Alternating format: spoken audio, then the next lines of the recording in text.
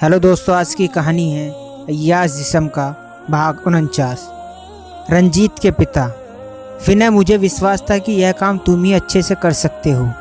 ठीक है, जाओ, मैं वेट कर रहा हूँ। विनय, सर आपको मुझ पर विश्वास है ना? बस बेफिक्र रहिए। ठीक है सर, मैं रखता हूँ। रंजीत के पापा विनय को ओके कहकर फ़ोन रखते हुए संध्या से कहते हैं, संध्या, आज 7 बजे से रात के 9 बजे के बीच जो भी एयरलाइंस में बोर्डिंग मिल जाए तुरंत टिकट बुक कर दो। संध्या ओके सर बोलकर चैम्बर से निकलकर अपने कमरे में आ जाती है और अपने कंप्यूटर से ऑनलाइन मुंबई से अहमदाबाद के लिए फ़्लाइट सर्च करने लगती है। वर्णिता और अभय के लव स्टोरी शुरू होने की खबर रंजीत को देने के लिए कुंदन लगातार फ़ोन किए जा रहा था, पर रंजीत का मोबाइल बंद आ रहा था, जिससे परेशान होकर वह रंजीत के पापा के पास आया हुआ था। नीलम ने वर्णिता और अभय को गले मिलते देखने वाली बात तो उस दिन कुंदन को बता चुकी थी, लेकिन इसके अलावा पिछले 1 सप्ते में ट्यूशन के बाद घर जाते समय कॉलेज की पार्किंग में दोनों को हंस कर बातें करते, गले लगते और किस करते 2-3 बार देख चुकी थी। उनके प्यार में नीता किसी न किसी बहाने दोनों को अकेला छोड़कर इधर उधर जाकर मौका देख रही थी। नीलम ने यही सब कुंदन को बताया था। कुंदन और रंजीत को यह सही बताने वाला था। रंजीत के पापा को फ़ोन बंद होने वाली बात कुंदन के बताने से उनकी चिंता बढ़ जाती है और वो संध्या के पति विनय को अहमदाबाद भेजकर रंजीत का पता लगाने का काम सौंपने का निर्णय ले लेते हैं। विनय एक क्राइम रिपोर्टर था, प्राइवेट चैनलों के लिए काम करता था। विनय की रिपोर्टिंग की विश्वसनीयता टॉप में थी।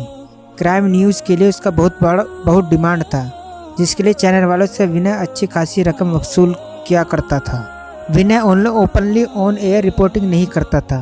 टीवी चैनल वाले जब विश्वसनीय सूत्रों से पता चला है कि जिक्र बीच में करते रहते हैं, विनय उन्हीं विश्वसनीय सूत्रों में से एक था। विनय ठीक 1 घंटे बाद रंजीत के पापा के चैम्बर में आ जाता है। साथ में संध्या भी आती है।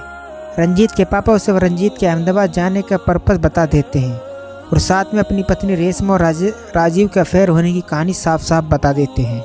इसके बाद रंजीत के पापा के तीसरे पार्टनर राधेश्याम अवस्थी, जो इतने लंबे समय के बाद हॉस्पिटल में उनसे मिलकर जो जानकारी दी थी कि अहमदाबाद के चांदखेड़ा थाने के अंतर्गत घटित घटना में दोनों की मौत हो गई, उसे भी विनय को बता देते हैं। विनय और संध्या रंजीत के पापा की जिंदगी इस कहानी से अनभिज्ञ थे। सुनकर उन्हें अच्छा नहीं लगता, उनका मन दुखी हो जाता है और अफसोस भी होता है। रंजीत के पापा कहते हैं, विनय, रंजीत ने अपनी मां का वह अंतिम सुसाइड नोट लेने अहमदाबाद गया हुआ है। उसे पहले दैनिक भास्कर न्यूज एजेंसी में जाना था, जहां से घटने की तारीख निकलवानी थी। इसके बाद थाने से सुसाइड नोट की कॉपी लेनी थी। रंजीत के पापा आगे कहते हैं, विनय, राधेश्याम ने अंत में मुझसे यही कहा था कि हो सके तो रेशमा को माफ़ कर देना। कम से कम रेशमा की तो आत्मा को शांति तो मिल जाएगी। यही बातें मुझे रंजीत के मनोमस्तिष्क को हिलाकर रख दिया था, इसलिए वह पत्र हमें किसी हाल में चाहिए था। विनय कहता है, सर, यही काम अगर आप पहले बताकर मुझे सौंप देते तो रंजीत को अहमदाबाद जाने की ज़रूरत नहीं होती। खैर, जाने दीजिए।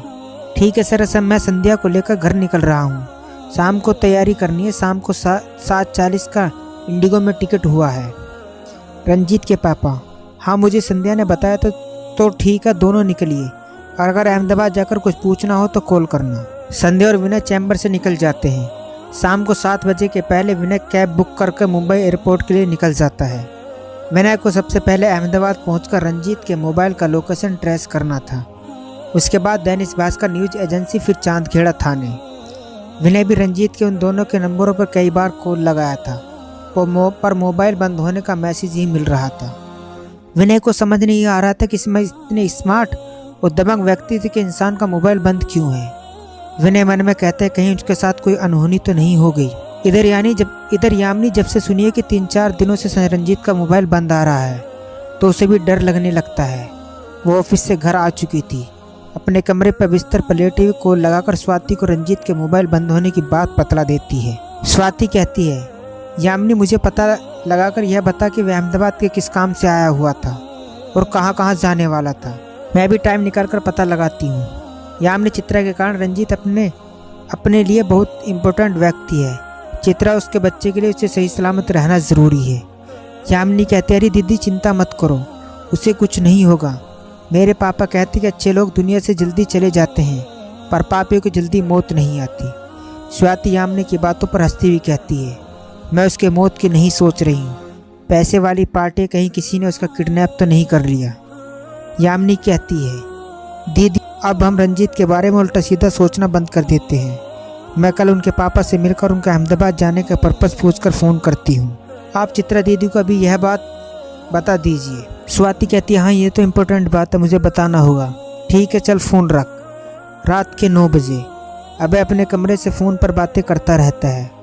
आप क्या सोचते हो, पर तुम नहीं बताओगे तो मुझे पता नहीं चलेगा।